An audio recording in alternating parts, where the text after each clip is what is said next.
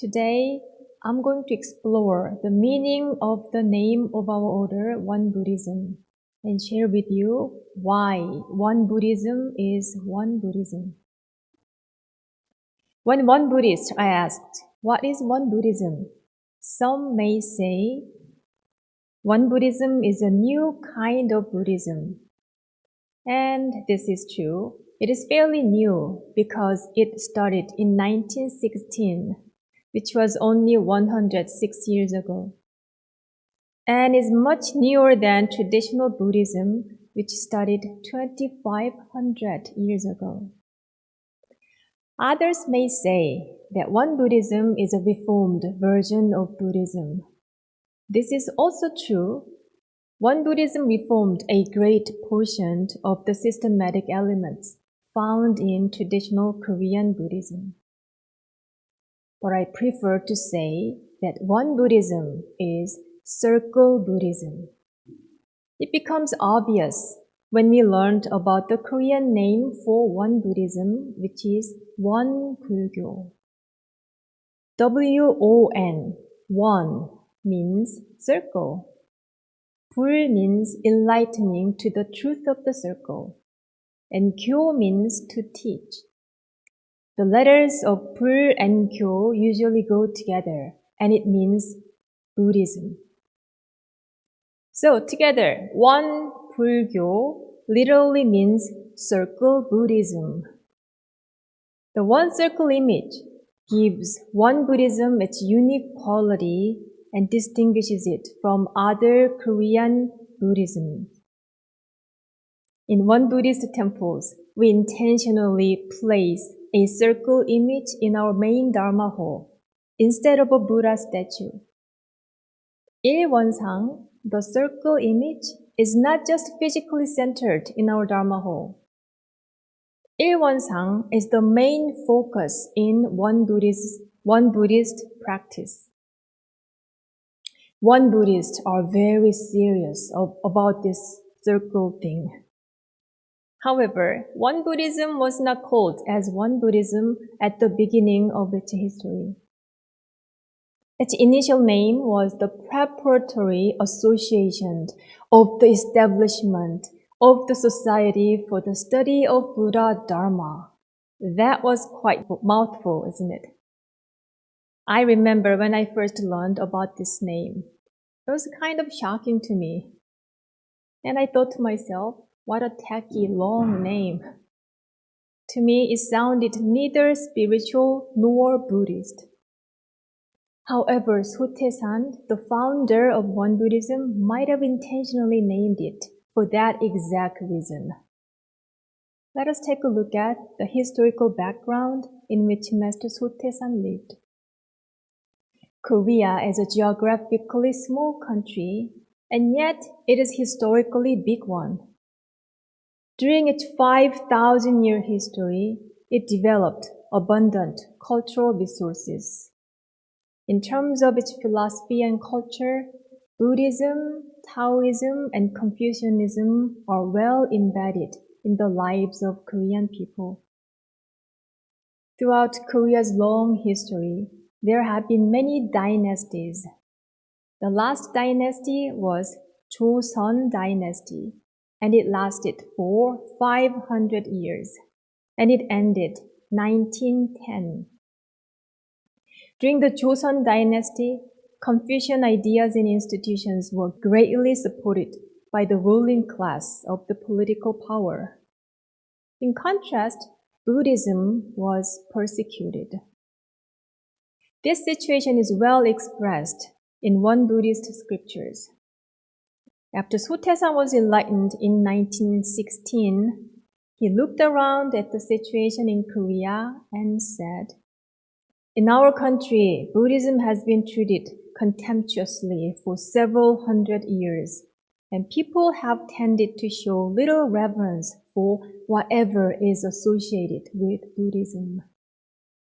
This shows that Sotaesan, wanting his vision of a religious order to come to fruition, may have felt it would be questionable to adopt a name that included the word Buddhism. Moreover, in the past, access to Korean Buddhist monasteries and temples were limited. Sotaesan described the situation like this. The doctrines and institutions of Buddhism of the past were organized mainly in terms of monastic orders, which were not well suited to people living in the secular world. Furthermore, Buddhist temples are located in the mountains where there aren't many people. Also, since the Buddhist scriptures are full of language and terminology difficult for average people to learn or to understand, you could hardly teach them. How can this type of life be practiced by everyone? The organization Sotaesan dreamed of through his teaching was not divided by gender. An egalitarian approach was important to him, and he used it when he established his own institutions and teachings. He also believed that the path to enlightenment should be accessible to everyone, regardless of whether they are ordained or not. His main teaching is expressed so simply and concisely that it can be written on a one-page doctrinal chart, which is sometimes called the total chart. So you may not see the word here, but you can see the silhouette here. Looks like total. While the unpopularity of Buddhism in the Joseon dynasty may have discouraged Sotaesan from using the name Buddhism, there was another factor that made him hesitant to use a unique name like Circle Buddhism. Sotaesan was born during the last stage of the Joseon dynasty when its power was at its weakest point. As a matter of fact, Korea nearly collapsed in the early years of the 20th century. Then in 1910, Japan forcefully took control over Korea and colonized it for 35 years. Even though Japan had control over Korea during those years, the imperial government was still very concerned about the appearance of an extraordinary figure among Korean people. Governmental officials worried that a charismatic figure would arise and attempt to overthrow their power. Under Japanese intense surveillance, Sotaesan had to be very cautious when he studied his spiritual movement. The name, the Society of the Study of Buddha Dharma, might have been a reasonable option for him in his effort to outwit the oppressive Japanese forces. Although Sotaesan was cautious about creating a name that sounded religious, he could not hide his purpose altogether.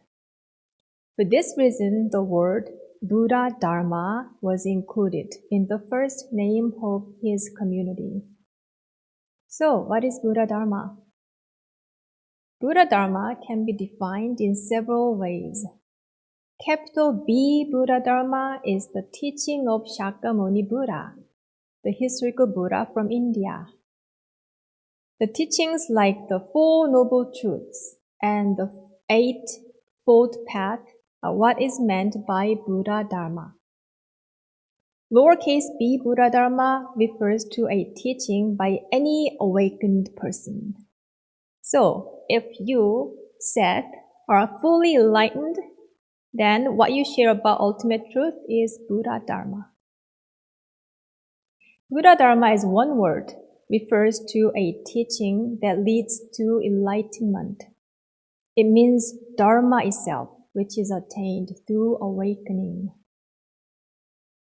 Buddha Dharma can have several different meanings, and so we need to understand it in context. When Master Sotaesan used Buddha Dharma in One Buddhism's initial name, what did he mean by it? When he used the word Buddha Dharma, he was referring to an all-encompassing teaching that combined the fundamental principles of true nature with the practical aspects of Dharma. He said, "The Buddha Dharma illuminates the principle of true nature, solves the matter of birth and death, elucidates the principle of cause and effect, and commends the paths of practice." In this quote, we can see that Buddha Dharma refers to a teaching rather than an institution or system. However, the name, the Society for the Study of Buddha Dharma, was insufficient for revealing the unique quality of a new reformed Buddhism that would have accessible, applicable, and up-to-date teachings. This points us to the name One Buddhism, which serves this purpose quite well. Now let us learn about this name. Who created it and what is it? Master Cheongsan, the successor of Sotaesan, proclaimed this name to the world in 1947. He did so only after Korea had been liberated from Japanese rule at the end of World War II, and once it was safe to use language freely. The name One Buddhism, which Master Cheongsan chose, was part of a pattern of reform that Sotaesan began when he enshrined the image of a plain circle in one Buddhist Dharma halls instead of Buddha statues.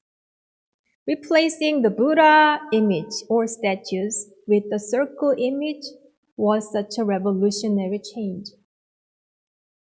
Why then does the circle have to be the symbol of the ultimate truth in One Buddhism? After all, there are lots of other shapes. So let's think about this. I think the circle is the closest symbol to represent the mind essence of the Buddha, while the Buddha image itself only reflects the physical form of the Buddha. The mind essence of the Buddha is in fact the truth of the universe itself. There will be various ways to describe the truth of the universe, such as the truth has no beginning and no ending, and unfolds perpetually. As such, the circle comes closest to representing this reality. Furthermore, the truth means all are equal. If we examine a circle, there is no hierarchy, and one angle is not better than the other. The truth is also extremely bright, and this brightness can be expressed through the circle symbol. And if we were to express the impartial characteristic of the truth, the circle comes closest to showing this aspect. The circle shows that the truth embraces all beings. The circle was the best choice to replace the Buddha image. Why then did Master Cheongsan use a circle as the name of his community? The shape, the circle, is easy for us to model ourselves after, and at the same time, it carries a profound meaning. Master Cheongsan explained why he chose the name One Buddhism, Circle Buddhism, when he said, "In physical terms, all things in the universe are expressed through this circle image. Hence, it is simultaneously the root source of all the dharmas and the true reality of those myriad dharmas." The circular image represents all the myriad things in the universe, and we are part of that myriad things. It is fair to say that we are manifestations of the truth symbolized by the circle image. So, while we use our mind and body, we want to model ourselves after the truth of the circle, which is bright, steadfast, equal, and embracing. We want to benefit from our practice. The point of having this circle is not only to have it as a poetic symbol in our Dharma hall, but to actually have it as the center of our spiritual practice. Moreover, the circle image is a friendly reminder of our true mind, which is originally complete and selfless. Once we fully recover our true mind and use it, we'll become blessings to those around us.